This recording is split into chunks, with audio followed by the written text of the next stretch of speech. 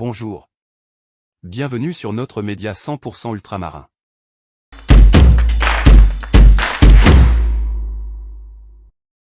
Quand je suis arrivée la première fois à Paris, c'est là que j'ai compris la valeur des Outre-mer.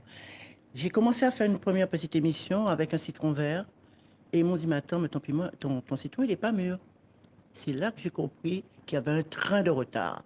Parce que le citron vert a toujours été vert chez nous. Ici, le citron a toujours été jaune.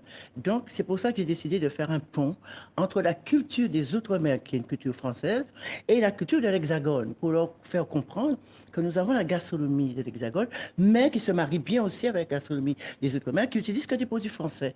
Et c'est pour ça que je me suis dit, je vais m'occuper des Outre-mer. À tout point de vue, on n'en parle pas. Dernièrement, le président Macron a fait une conférence de presse. Est-ce que tu as entendu une seule fois le mot Outre-mer? Autrefois, l'Outre-mer, ça arrangeait bien tout le monde. C'était une terre d'exil. C'est là qu'on prenait les bannis, les bagnards, les gens qu'on ne voulait plus dans l'Hexagone, on les mettait là.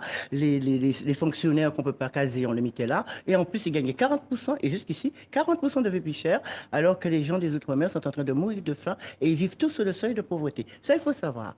Il y a énormément de problèmes qui se passent en Outre-mer. Personne ne sait. Le problème de l'eau, le problème des sargasses, le problème du chlordécone, le problème du chômage. Les ministres, on en a changé 4. Comment voulez-vous faire une politique normale avec des ministres instables? Philippe Vigier, qui a été le dernier ministre délégué nommé, je ne sais pas qui c'est qui va le remplacer, il s'est déplacé dans les 9 territoires. C'est le record battu. En 5 mois, ce ministre a fait le tour des 9 territoires. Ça veut dire qu'il s'est bien plu. Mais quand il est arrivé en Guadeloupe, il s'est dit, il a trouvé une merveille pour régler le problème de l'eau. Nous, on s'attendait à quelque chose de formidable. Parce que Caranco, avant lui, avait promis des choses. On l'a viré comme une malpropre. Mais lui, il avait dit, voilà, vous faites couler l'eau du robinet, vous faites chauffer l'eau, vous le mettez au réfrigérateur et vous le buvez. Et là, la question de l'eau est réglée. Voilà, qu'est-ce que tu en penses? Alors que les tuyauteries sont vétustes, que l'eau est polluée, mais toute l'eau est polluée. C'est pas que là, dans la mer aussi, l'eau est polluée, les poissons meurent, on est obligé d'aller chercher les poissons ailleurs. Pour lui, c'est normal.